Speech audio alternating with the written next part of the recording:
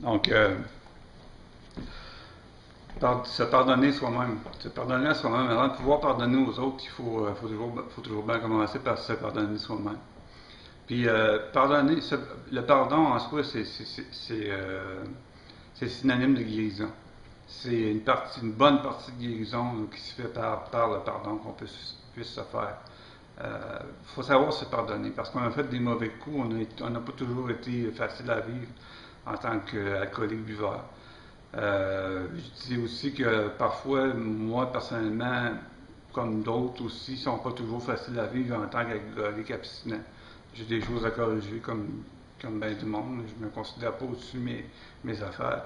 Mais comme alcoolique buveur, il y a beaucoup, beaucoup de pardons que j'ai dû me faire. J'ai beaucoup, beaucoup de pardons que j'ai dû demander aussi. Puis ça implique aussi un certain courage. Euh, les pardons que je me suis fait à moi, ça a été de mettre ma vie en péril, puis d'avoir joué avec ma vie. La vie, en fait, là, c'est un. Je ne sais pas si on peut dire si c'est un don ou si c'est un prêt. La vie nous est prêtée parce qu'on l'a pas. On finit par mourir un jour, puis on commence par naître aussi. Donc, pendant le temps où on est ici, cette vie-là, qu'elle nous soit donnée ou prêtée, si on la saccage, ben on a du pardon à faire face à soi-même, puis du pardon face aux forces qui ont fait en sorte que ce soit nous qui soyons choisis pour vivre sur cette terre, qu'importe la vie qu'on a. Puis il faut, pour quelque raison que ce soit, on n'a pas le droit de, en tout cas, dans mes principes à moi, on n'a pas le droit de se maganer la vie, de mettre notre vie en jeu pour, euh, pour quoi que ce soit. Là.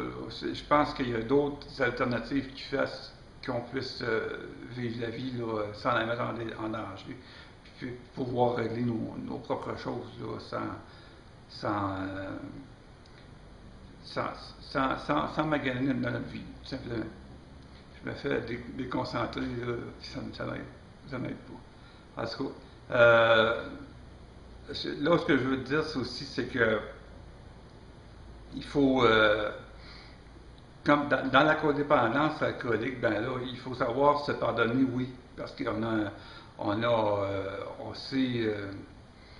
on s'est privé, puis on s'est menti pendant des années ou des mois ou des semaines, en acceptant l'alcoolisme de l'autre, puis en se disant que, bon, en se mentant à soi-même. Puis se mentir, déjà là, il y a un pardon à se faire.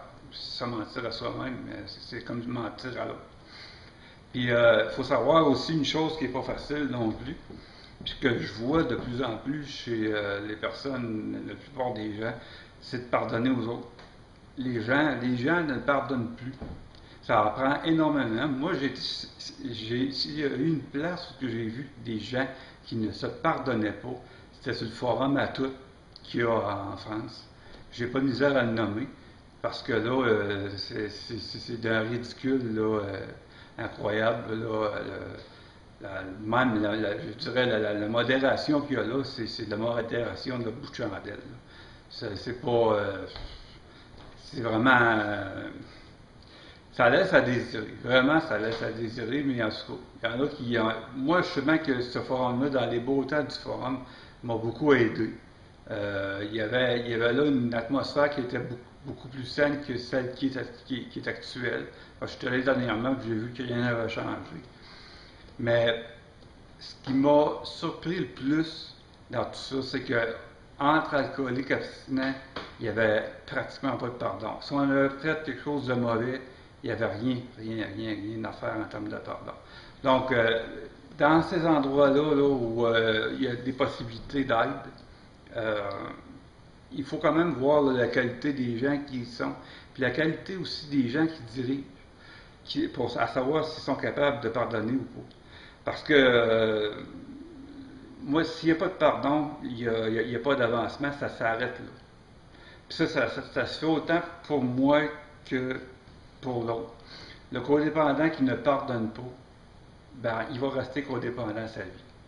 Le dépendant alcoolique ou l'alcoolique qui ne pardonne pas va rester là où il ne pardonne pas pour le reste de ses jours. Je pense que le pardon, il y a des choses des fois qui sont impardonnables, je peux comprendre, comme les choses comme l'inceste, le viol, tout ça, pour moi, ça demeure encore impardonnable. Mais il y a d'autres choses, par contre, qui sont pardonnables. Puis pardonner, ça ne veut pas dire tout comprendre, là. On peut pardonner, euh,